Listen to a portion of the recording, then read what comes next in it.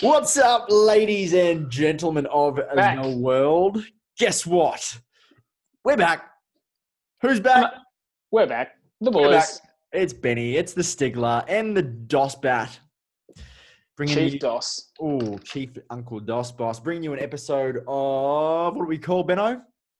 Touching gloves, I believe, Dos man. Touching Gloves with Ben and Dos. I actually had a mental blank for a second there. I was like... I'm there to save you. Don't worry. Don't worry. You always are. If you fall, I will catch. I believe that's what you said to me. Famous lyrics. Well, you've sung it to me many times. Those words have been uttered. They've passed my lips. That is true. I feel like it's getting to a point when I'm going to have to put this on my headstone if I was to pass, just in memory of you. So it's a deep bond, you know, that's all I can say. Would that look bad on me, though, if you've passed and I've not been there to catch you? Yeah, we didn't catch me, but I caught something, you know, maybe I caught the COVID and that's just something you couldn't help me not catch. True. There is that. Benny, we have things to talk about, and I know that we have a finite amount of time today.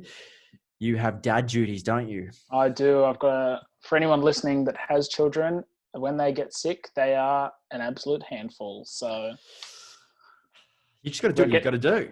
We do. Just got to get in, get out. Nice and quick wrap up. That's what everyone wants. Nice and quick. Short details. Nice and quick, like Khabib getting the job done at UFC 254 just the other day. Ben, yes. We haven't had a chance to talk about this yet, have we? No, we haven't. We've literally just jumped on the call. This will be our first time kind of running through everything. We're riffing, and we're going to try and do it, as succinctly as possible and contain the excitement for the event that was. Ben, hit it. Just hit it. Just start us off. Thoughts and views on the card. Go. All right.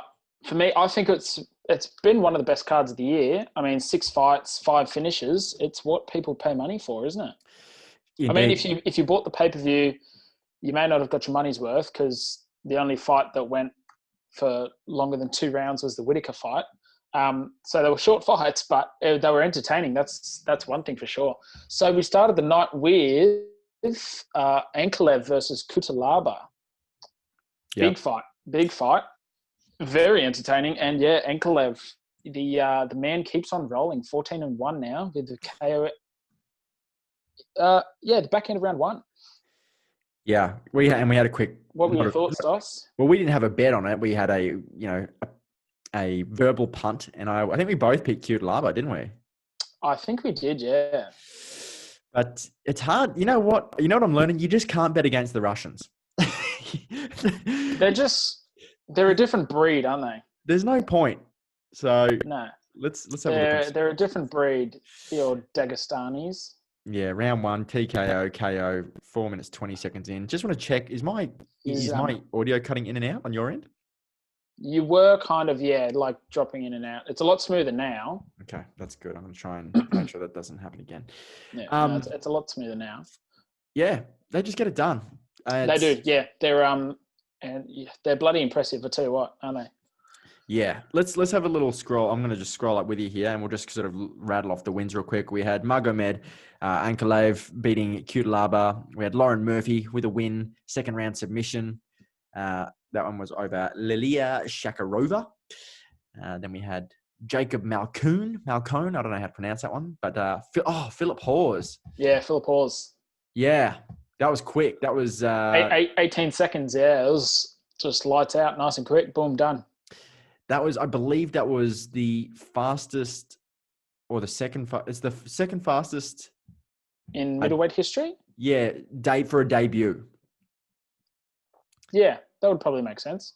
Yeah, that was what that was. So that was pretty. He didn't even get touched. I don't think it was pretty short work for him. So very, very. It was a quick day at the office. I'll pocket that extra money and off I go. Yeah, soon he'll be yelling out 60 G's, Dana.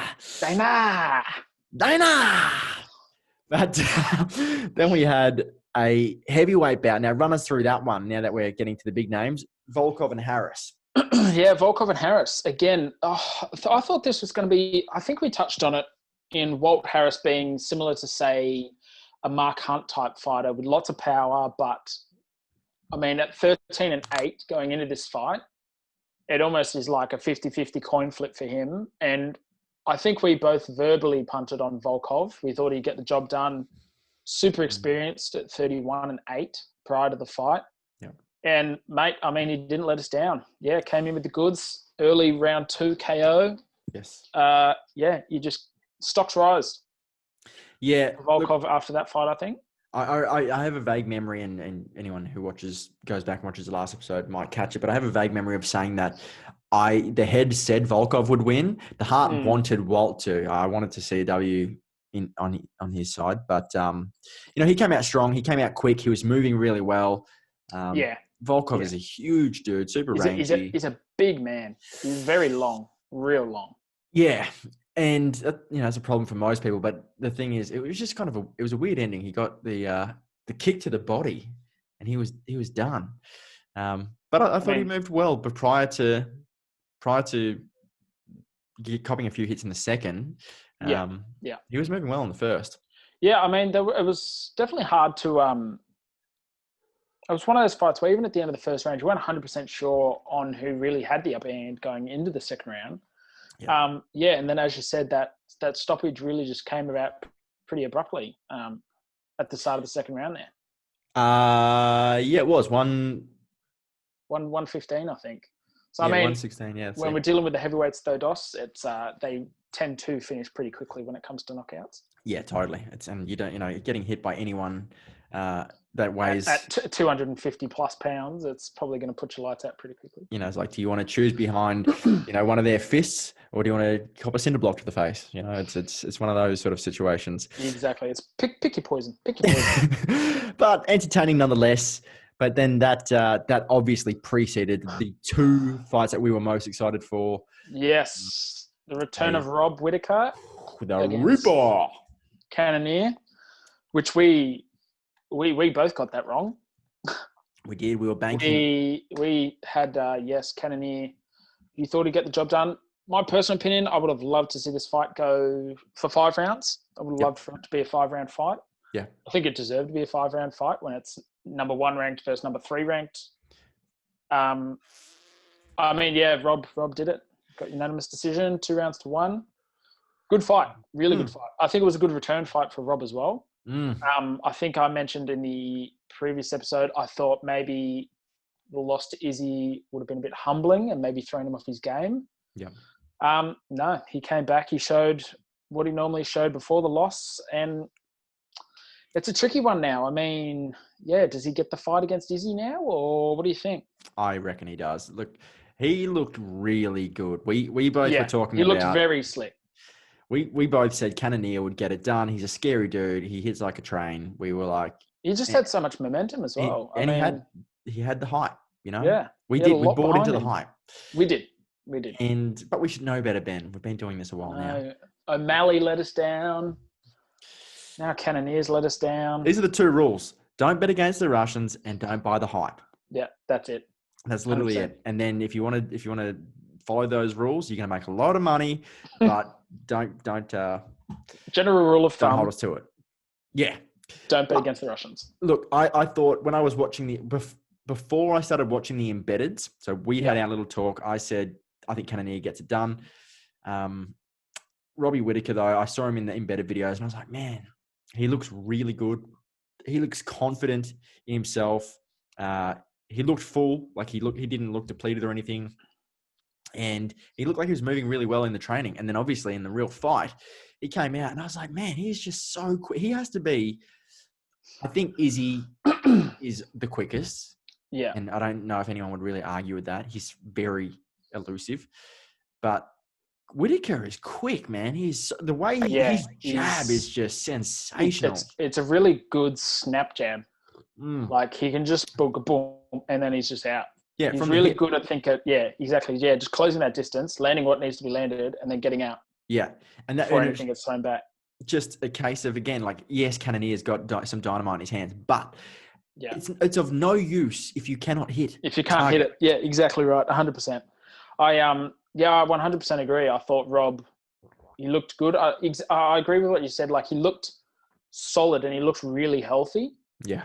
Which I think I think that's big for Rob. I mean, he's had a lot of injuries in his career already regarding his hands and legs and stuff. So for him to look real healthy, I think that bodes well for him. I think I am very interested to see him fight Israel again. I think the first fight, I feel like Rob maybe, I don't want to say took it too lightly or maybe didn't prepare enough. I mean, how do you prepare for Adesanya though? Yep. But I think the second fight will be very interesting. Yeah, I think Whittaker definitely deserves the shot. Who else? Yeah. Like if you look through, That's it. I mean, he's ranked number 1. He's just beat the only guy in the division that had momentum. Yep. And I think Adesanya just beat the number 2 ranked fighter anyway. So it's not like you're going to have the number 2 come off a loss against the number 1 ranked who just won. So logistically, yeah, it does make sense for Rob to get the next title shot. Yep. And if you look through the middleweight division rankings, the top 10, look at every name. Izzy's basically already destroyed them. Yeah. Bar Hermanson and maybe one other. But I think Jack Hermanson's like number 6 or something at the moment. Yeah. But it's like Robbie was an obvious bet. I think in the rematch, he does better. Does he get it done? Probably not. I think it's, like for a while, it was the Blessed Express in the featherweight division with Max Holloway. I don't know what this one, I don't have a fancy rhyme, but I just think, it's Izzy's tizzy for a little while. He's got it, Yeah, I definitely think that when Adesanya is the type of guy that you watch and you're just like, I can't see him losing anytime soon. His fight against Costa was just unbelievable. The technicality in that fight was just unbelievable. Yeah. And it's not often you see someone so handily dominated. Yeah. So, that's the thing. It didn't even look. He didn't even. I mean, we spoke about it previously, but he didn't even look in trouble at all. Never. Against a guy that is a murderer. A murderer, yeah. And a lot of guys in that division probably don't want to fight Costa, but Izzy just handled him. I mean, that's something to look forward to for next year. Would be Whittaker, Izzy too. Yeah.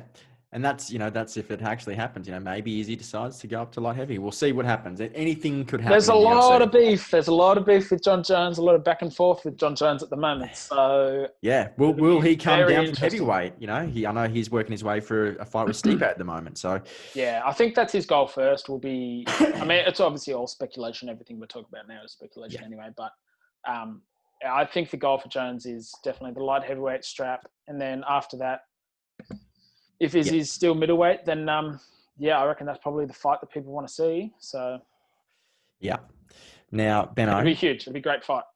Yeah, I do, and we'll obviously cross that bridge when we get there. Robbie wants to celebrate Christmas and all that specifics, but let's get to the cream here. Let's get to what we've really been hanging out for, and I'm keen to hear your thoughts, mate. As I said, we haven't spoken yet. And there's a bit to be spoken about. So. I mean, it was exactly what we talked about, wasn't it? It was if Gaethje stops the submissions, he's in with a chance. The takedowns, and the submissions, yeah. Khabib, the man could take down anything. He's unbelievably unbelievable. He's unbelievably. That's it. You don't need to say anything after it. He's just unbelievable.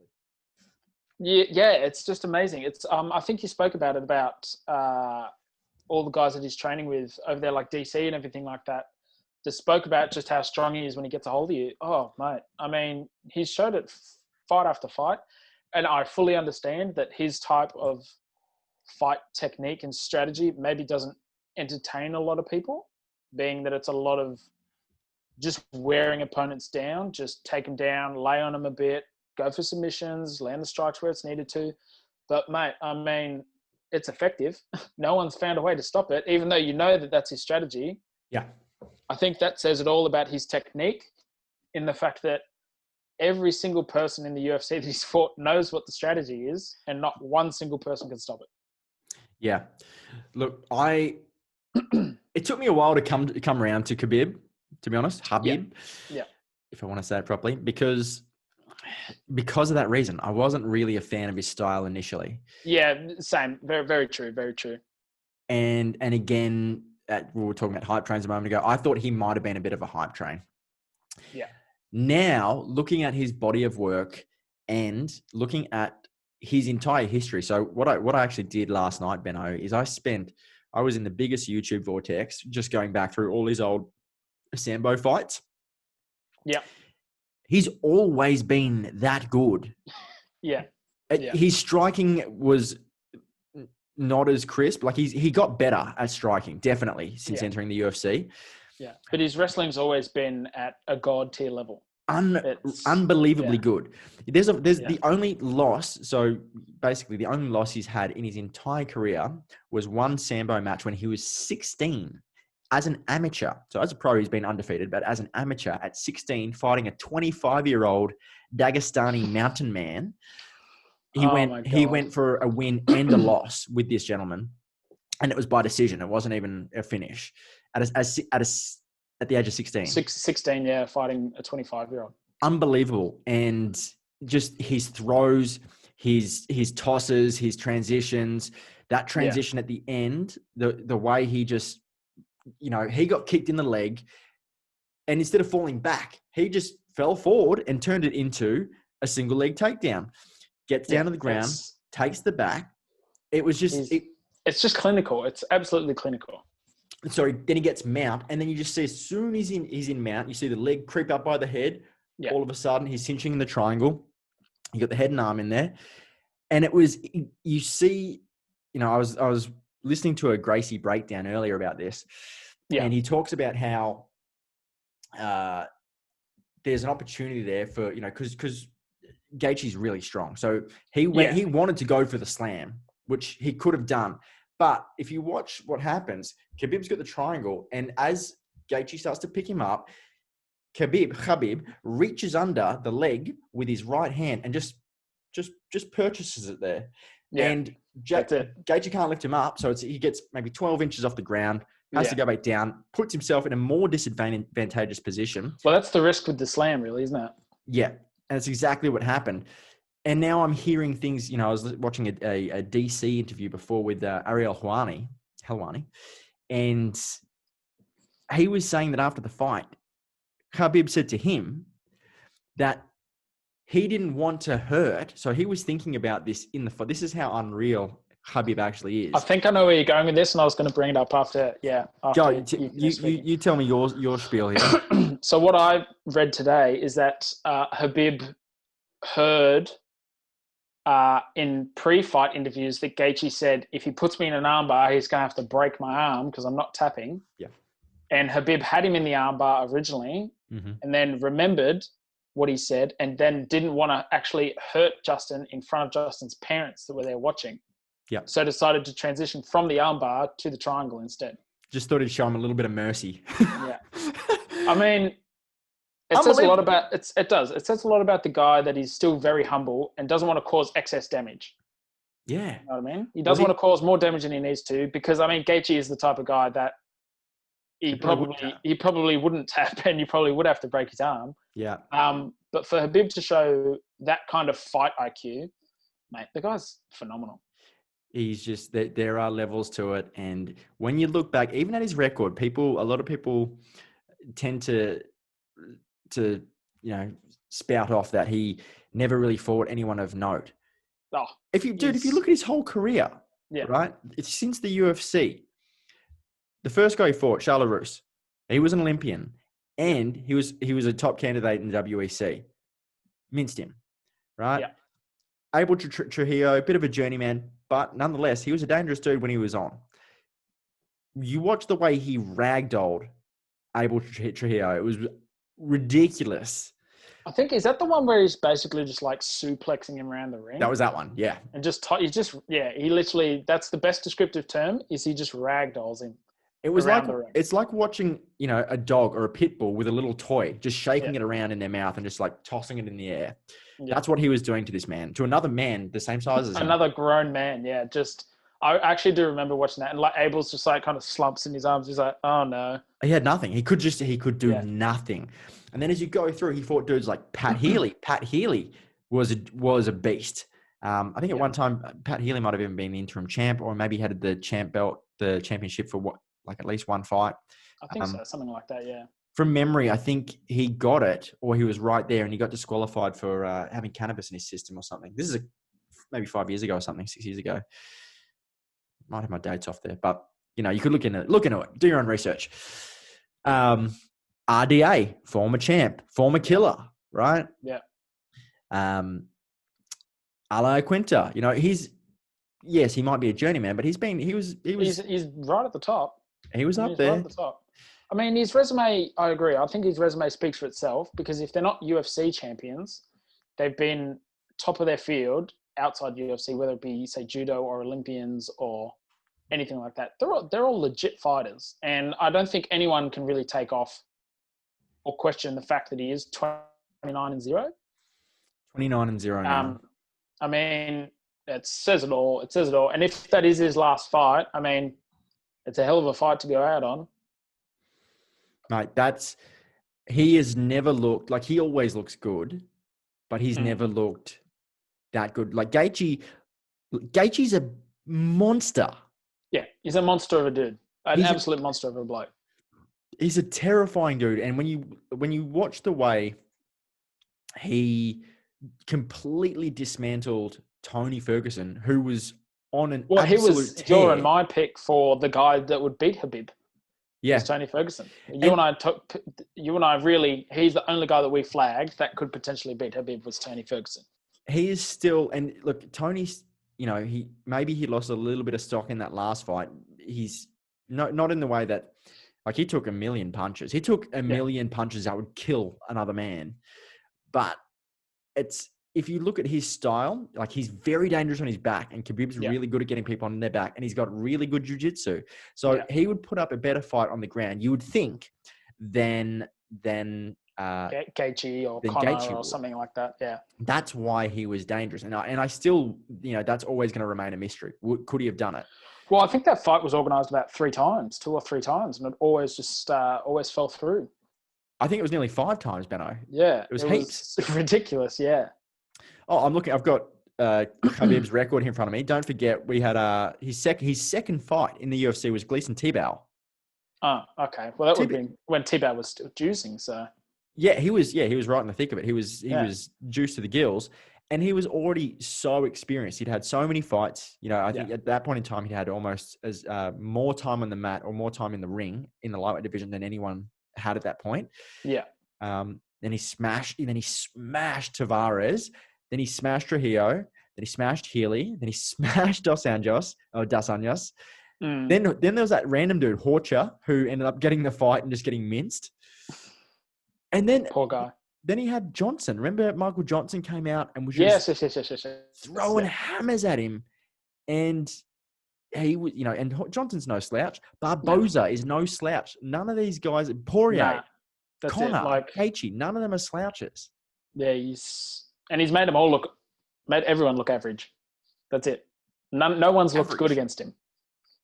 They're all just distant seconds. You know? And it's like what that means now. So now that he's retired, it actually means the lightweight division gets really, really. It gets blown open. Well, I mean, it's like we talked about. It's like John Jones leaving the light heavyweight division.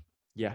Like that whole division's blown up now with just a huge amount of possibilities as to who could be champion, who could step up. And I think it's on those guys now that want the title.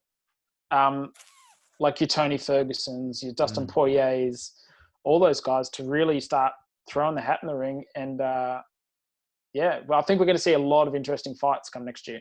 It's going to be amazing. Obviously, we've got Tony and Dustin 2 coming up. Yeah. Which that'll be awesome. Gaethje, this is the best. That's the thing. Gaethje. He's exactly. still got the interim title. Yeah. At the moment. Yeah. He would have made a packet off this fight. Yeah. He loses no stock. Nothing. No stock because it's Khabib. It's like fighting God, but.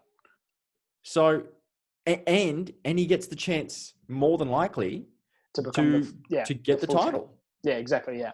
So it's a win-win really for him. It's amazing. And this is all because he was able to step up and absolutely, ream out Tony. Yeah, basically. But look, I think Gaethje's got a bright future ahead of him. But you've got Gaethje, Ferguson, Poirier, Conor, all in the top. Any one of those could be champion again in the new year. 100%. Easy, 100%. Lightweight is stacked. And the rest of the division is stacked too. So, yeah. All I know it's going to be... Yeah, there's a lot to look forward to next year, I think, with a few divisions in the UFC. I mean, I'm just hoping that the UFC organises the fights that we want to see. That they will. They've been. Joe Silva is an absolute legend when it comes to matchmaking, and he just seems to get it right all the time. I'd say he's got probably 80 to 90% success. Yeah, there's not been many fights where I'm just like, why are they fighting? This makes no sense. Yeah, it doesn't happen often, but it does happen. But look, in the lightweight division, it's hard for that to happen because everyone in that division is so good. Yeah. Last thing, Benno, because I'm also conscious of time here, but I just want to get your thoughts on the end of the fight, Khabib's reaction, his retirement speech. Like, what was happening for you when you were watching that one? I was caught a little off guard. I didn't really expect him to retire. I fully understand it, though. I fully understand it. I think he was very close to his dad. Very close to his dad. I think he can, for anyone that has lost a parent, I think you really can. I personally haven't. But I think for someone that has lost a parent, that they share such a close bond in something that they both obviously love, which is martial arts for Khabib. I can definitely understand him wanting to retire and not wanting to lose the passion perhaps that he has for the sport now. So I think for him to retire now, I fully understand. I fully respect that decision as well. Yeah. It was a tearjerker, dude. I was watching it. It was emotional. It was very emotional. Yeah. He was on the ground just crying. And I was like, far out. The emotions. I was just imagining being in that position.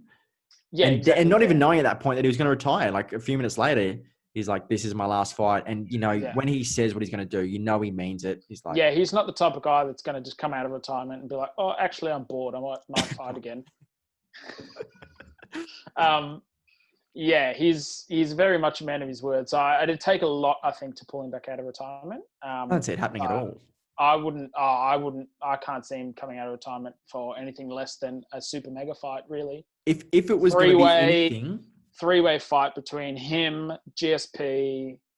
It'll just be a champ of champions fight. Just get all the top 5 ranked males and just let them fight it out. Yeah, if you know whose name just came to my head then, I was like, GSP and Don Fry. God, but imagine. Oh, it'd be amazing. But, maybe it's Khabib versus every other champion in a Royal Rumble. And they just come out one after another and Khabib just fights them. Yeah, it'd be crazy. That's the only way I could see him coming out of retirement. And he gets paid $150K for every fight. He would do it for more than that. He'd do it probably for less than that, let's be honest. Yeah, no, he would. He's oh my God, he's that good. Yeah, look, Ben, he's not coming back. I think we're going to see him take over he's going to take over his dad's position. He's just going to become the coach. Yeah, watch out for any Dagestani fighters that are coming out of his camp because they're going to be absolute weapons. His father was already saying in October 2019, and he was listing out all the Russians, and he's saying, Makhachev, Magomed Sharapov, even Volkov, and he was saying all these names, and he's like, watch these guys in 2020, watch them, and you're going to see, I think, Islam Makhachev really start making an ascent in that division. Yeah, it's going to be a lot to watch out for. I mean, 2021, it's a lot to be excited about, mate. And I cannot even begin to describe. So, Benno, I reckon we've done a great little recap there. Let's wrap it up so you can go and take care of your little one. No, I don't know if you could hear earlier, but she was crying out. I heard it gave me a little smile. I saw you start to smirk, and I was like, oh, okay. Yes, we'll put it on ice. 2 weeks. Yeah, we'll figure it out. We'll be back, with another episode, and we'll spit some yarns. Yeah, I'm looking forward to it. A few verbal punts on. I love a good verbal punt. But yeah, this has been great. Love seeing your face, man. And to anyone that's listening, go and have an awesome weekend, and rest of the month. We've only got another week left in it. We're almost there. We're ticking them off. Summer's coming if you're in Australia. All right, buddy. Touching gloves, Ben and Doss signing off. Peace!